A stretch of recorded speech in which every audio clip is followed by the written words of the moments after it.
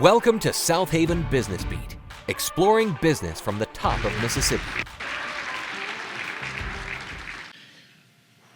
Thank you, Carmen. I'd like to start all my presentations off by asking everybody to close your eyes. Go ahead and close your eyes for me, please. Your life just ended, but you have been granted an opportunity to return as any influential person, past or present. Your parents are excluded. You've been given the opportunity to come back as any influential person, past or present. Who would that person be, excluding your parents? I'm gonna give you about 15 seconds.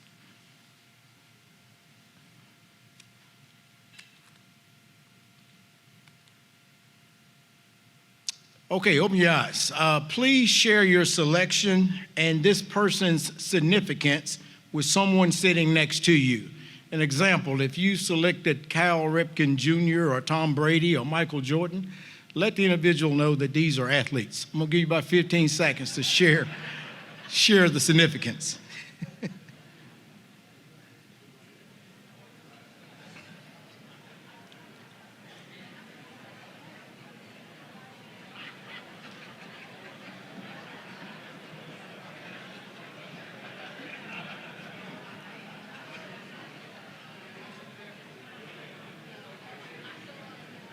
Okay. All right, well, good morning, ladies and gentlemen. I am always grateful to have the opportunity to share the room with fellow Americans. I want to thank the Southaven Chamber of Commerce for your contributions to this community. DeSoto County is always in the discussion regarding the fastest growing and best places to live. A big reason for that is the work of this chamber. Our office, the DeSoto County Sheriff's Office, aims to ensure your contributions are fruitful and long-lasting. I'm going to say something away from what I wrote down. I'm just going to go back to what Carmen says. Carmen's like a big sister to me. And I'm going to talk a little bit about spirituality here in just a second, but I think it was divine intervention that my path and her path crossed. Because I'm a Marine, and we're, go-getters. And if you want to work with me on a project, you got to be a go-getter.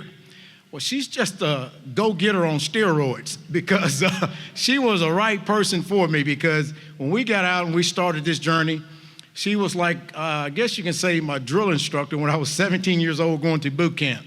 She was dedicated, and she's a winner. I looked at her profile because I thought she was a Virgo, but I was wrong. But Virgos are definitely driven, but I think Carmen is a hybrid. She's a Virgo, and she's a success story. So Carmen, thank you so much for your contribution to our campaign, and I owe a lot of that gratitude to you. Thank you so much. I appreciate it.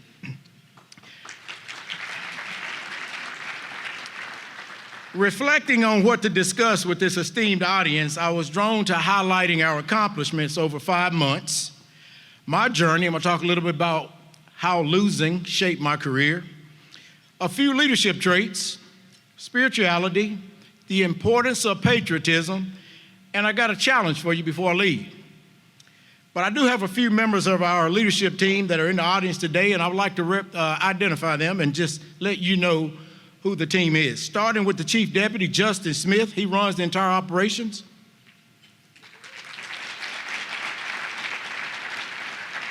The Director of the Adult and Youth Detention Center, Colonel Leanne Farr.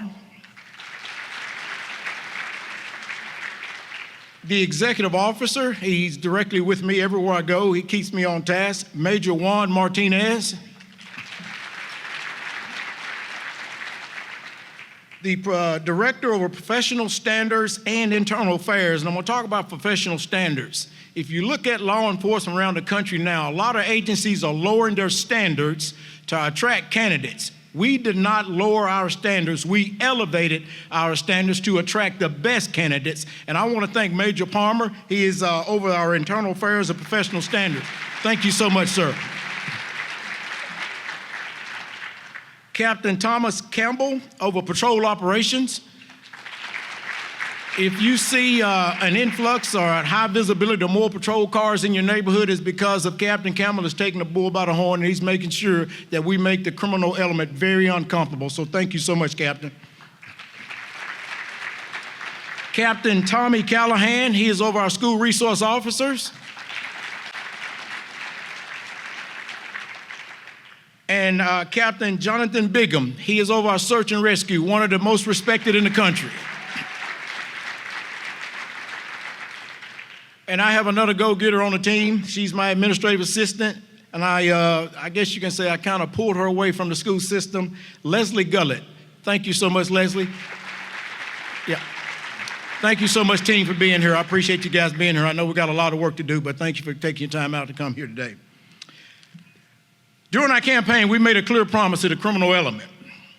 If you commit a crime in DeSoto County and you think you can hide, you can think again, because we will find you. In just over 5 months in office, and if I get a little too loud, somebody just say amen. I'll calm it down just a little bit. In just over 5 months in office, we have been true to our word. Our fugitive division has returned 176 fugitives from 19 states back to DeSoto County to face justice for their crimes. We have apprehended 730 individuals with on-bond indictments, probation warrants, and felony bench warrants. This division has saved the taxpayers in this county over $40,000 by apprehending these fugitives instead of outsourcing to a private company. Our enforcement division has made 1,415 arrests, 168 DUI arrests, 5 of those for second offense, 2 of those are felonies, and 40 related to other substances. Our motor unit, those are motorcycles, have issued 70 improper tags, 50 improper driver's license, and 20 no insurance citation in and around school zones in this county. I promise you, we're going to preserve our way of life. We have seized over 30 pounds of marijuana during traffic stops. Over 40 of our deputies have been trained in crisis intervention. We have conducted 3 self-defense classes for the women in this community and 2 firearm safety and enhanced carry classes. And that is just the beginning. We're going to train everybody in this county that wants to carry a firearm. We're going to teach you how to use it, and we're going to teach you not to be afraid to use it. We have 2 meetings. Thank you so much. We have 2 meetings. We have had 2 meetings with the Shelby County Sheriff and 2 meetings with every police chief in this area, with the exception of Memphis PD. In the coming weeks, we are hosting a meeting with Mayor Paul Young in Hernando, and I'm excited about the opportunity for a sitting mayor in Memphis to come down in DeSoto County to ask for help on fighting crime. I promise you he's going to get an earful.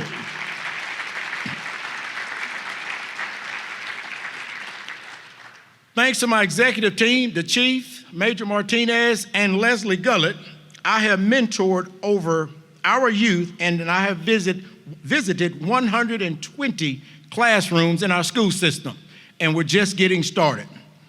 Moving on to my personal journey that directed me to a life of public safety, I'm gonna talk a little bit about myself periodically. Now that will be somewhat uncomfortable for me because I have always lived by the motto, he who sings his own tune will never have a hit. But I'm gonna share a little bit about myself. I'm gonna start with my middle school coach because I learned a valuable lesson about losing from him. Oh, Coach Benny Flynn. I would not say that he was a terrible football coach because we didn't win many games. I prefer to say he was an extraordinary coach, and we lost so many games because we ran out of time. Our team could be down 40-0 with 2 minutes remaining in the 4th quarter. We could hear Coach Flynn yelling, "Keep fighting. We can win this thing. Don't give up." Now, we knew that was mathematically impossible, but we kept fighting anyway. But it wasn't until after my experience in combat, he wasn't talking about football. He was talking about life. Losing with heart early in life establishes a platform for winning with dignity later in life. This staff and I agree, if we don't invest in today's youth, tomorrow has no future. The true mark of greatness is not where you are today, but where you intend to be tomorrow. The two most important days in your life were when you were born and the day you found out why. I thank my mom for the first day. I must thank her for the lessons she taught me as a young man. Although extremely painful for me physically, they were equally as painful for her emotionally. I am grateful her tactics were successful. A blessing she did not spare the rod. Her methods are needed today in a world where too many of our youth desperately need structure. I credit the United States Marine Corps for the second day. I was first introduced to real fear on multiple levels there. During this period of my life, I also learned about leadership traits. I will only share a few of them with you today because of the sake of time. I challenge you to use these traits daily. When applied, they will increase your effectiveness. The first one I want to talk about is courage, that mental quality that recognizes fear of danger or criticism, but enables a man or woman to proceed in the face of it with calmness and firmness. It has been said that men are not supposed to cry.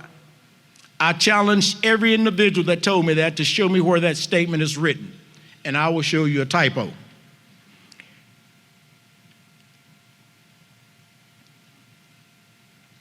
As young men and women, we understand the dangers of life's journey, but we also must recognize that we are human. To my future leaders in the auditorium today, there will be times when you have to have those big brother talks with your friends. Don't be afraid to shed a few tears. That's life. Remember this, fear is contagious, but so is hope. Men who shed tears are men of courage. What they're saying by shedding those tears is they are not afraid of the criticism that will come from small minds. Now, as a training instructor and director of the State's Training Academy, there was a lot of students that came through the program. And during a training cycle, I am sure my former students privately called me nasty names because I was always challenging them to come up with different ideas daily. I lived my life trying to find ways to improve their lives. I constantly told them that great minds will always discuss ideas, average minds will always discuss events, and small minds will always discuss people. I challenged them to never get caught in a negative conversation about people. A negative mind will never produce positive results. Have the courage to lead that conversation. And guess what the conversation is going to turn to once you leave? Who does Carmen think she is? You. But at least you had the courage to take that conversation off the person that wasn't there and put it on your back. I call that courage. The second trait I want to discuss is bearing. Favorable impression in your carriage, appearance, and personal conduct. You must maintain your bearing as business leaders. Employers look to our educators and our community leaders for assurance that possible employees look the part. How you conduct yourself solidifies the faith your community has in you to represent them in the future. Because I believe this, there are two things that define you. Patience when you have nothing and attitude when you have everything. We talk about unselfishness, putting the needs of others before your own. It reminds me of a story. A voyaging ship was wrecked during a storm at sea. The only two men on it managed to swim to a small desert-like island. The two survivors, not knowing what else to do, agreed that they had no other recourse but to pray to God. However, to determine whose prayer was more powerful, they agreed to divide the territory and stay on the opposite sides of the island. The first thing they prayed for was food. The following day, the first man saw a fruit-bearing tree on his side of the island. He could eat its fruit. The other man's parcel of land remained barren. After a week, the first man was lonely and prayed for a wife.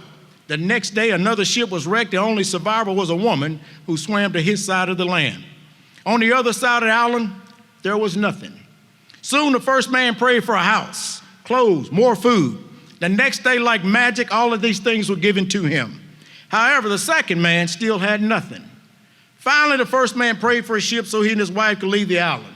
In the morning, he found a ship docked at his side of the island. The first man boarded the ship with his wife and decided to leave the second man on the island. He considered the other man unworthy to receive God's blessing since none of his prayers had been answered. As the ship was about to leave, the first man heard a voice from heaven booming, "Why are you leaving your companion on the island?" "My blessings are mine alone, since I'm the one who prayed for them," the first man answered. "His prayers were unanswered, so he does not deserve anything." "You are mistaken," the voice rebuked him. "He had only one prayer, which I answered. If not for that, you will not have received anything." "Tell me," the first man asked the voice, "what did he pray for that I should owe him anything?" "He prayed that all your prayers be answered." Ladies and gentlemen, for all we know, our blessings are not the fruits of our prayers alone, but those of others praying for us. This point brings me to the trait decisiveness, the ability to make decisions promptly and to announce them clearly and forcefully. Believe in your ability to be decisive. Self-doubt does more to sabotage individual potential than all external factors put together. I'm a fan of the Marvel's Avengers storyline. I'm always walking around the house quoting Thanos. Thanos is my guy. I love it when he sat down on that rock and he says, "As long as there are those who can remember what was, you will always have those unable to accept what can be, and they will resist." That's what he said. Now, my wife asked me, she said, "Why are you so fascinated with the antagonist? Although he is an evil villain, he is a strategic genius. He is intelligent, relentless, and kind of like Carmen, bold." Ladies and gentlemen, I pray that you're decisive in everything you do. Make intelligent decisions, whether it's in your work, relationship, or just in life, period. One of my favorite quotes is when he tells Dr. Strange, "The hardest choices require the strongest will." That's a true statement. Because if you understand things about life, there are 4 things in life that you can never recover. The stone after it's thrown. You throw it and now you realize that there's a window in the path, you can't get it back. The word after it's said. You call your mate or your mom a bad name and you didn't think they heard it, you can't get it back. The occasion after it's missed. You spend so much time working that you forget to go to graduations or football games or dance recitals. You miss those occasions, you can't get it back. But most importantly, the time after it is gone. The chamber put this event together to bring us together. It is an unprecedented rare occasion to have these many people together without it being a concert, sporting event, or a funeral. Take advantage of this time and converse with fellow Mississippians you rarely see. Don't be selfish, be grateful. And this point reminds me about another story about being grateful. The only shipwrecked survivor was washed up on a small uninhabited island. He feverishly prayed for God to rescue him. And every day he scanned the horizon for help, but none seemed forthcoming. Exhausted, he eventually managed to build a little hut out of driftwood to protect him from the elements and store a few possessions. One day, after scavenging for food, he arrived home to find his little hut in flames, smoke rolling up to the sky. Everything was lost and the worst had happened. He was stunned with disbelief, grief, and anger. "God, how could you do this to me?" he cried. Early the next day, he was awakened by the sound of a ship approaching an island. It had come to rescue him. "How did you know I was here?" asked the weary man of his rescuers. "We saw your smoke signal," the rescuers replied. Ladies and gentlemen, it is easy to get discouraged when things go wrong in your life. But you shouldn't lose heart because God is at work in our lives even amid pain and suffering. So the next time your little hut seems to be burning down to the ground, it just might be the smoke signal that summons the grace of God. Now let's discuss teamwork. That's that patriotic spot that I talked about. This would set me up for my next trait. My Marine Corps will celebrate its 249th birthday in November. I am a proud member of the most significant fighting force in the world. Marines have defended this country for 248 years. But ladies and gentlemen, most importantly, we have defended each other. We take pride in our customs and we proudly display our love for this country.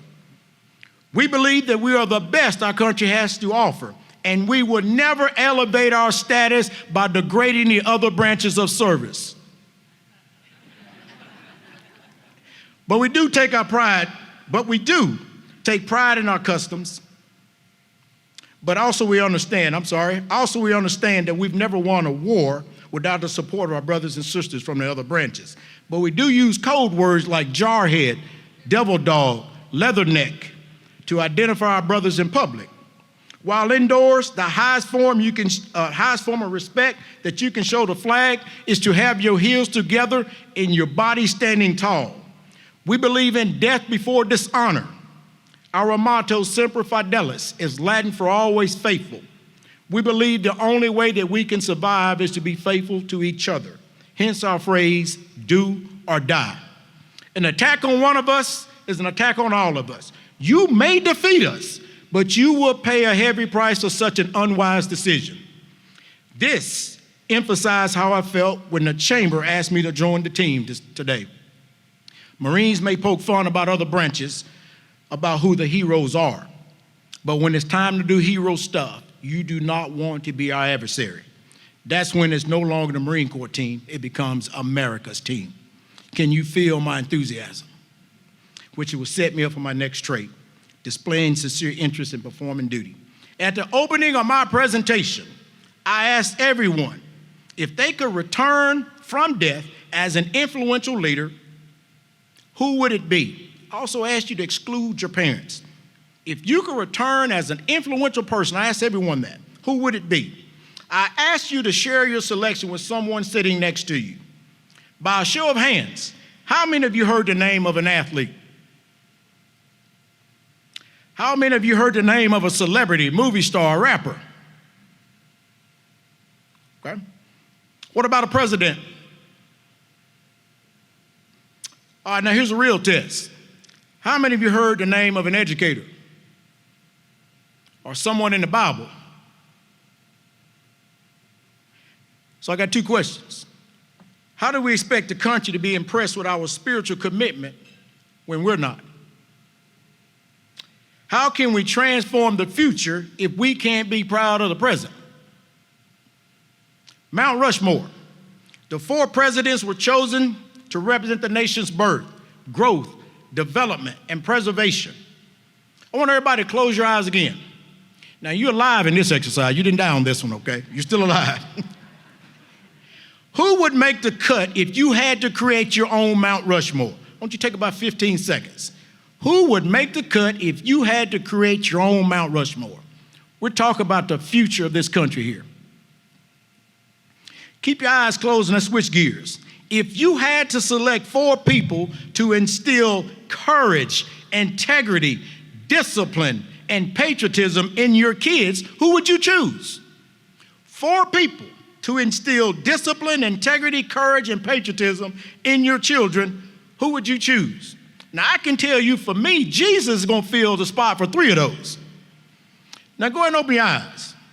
Now, let me ask all of you. What are you doing today that will land you on the next generation's Mount Rushmore? One sure way is to remember this. You can't respect your goals and support your excuses simultaneously. Yesterday is what you had, tomorrow is what you hope, but today is what you hold in your hand.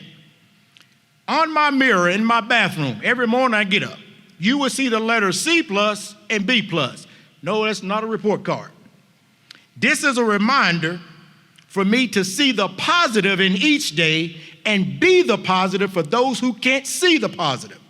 I've learned a lot in 54 years on this earth.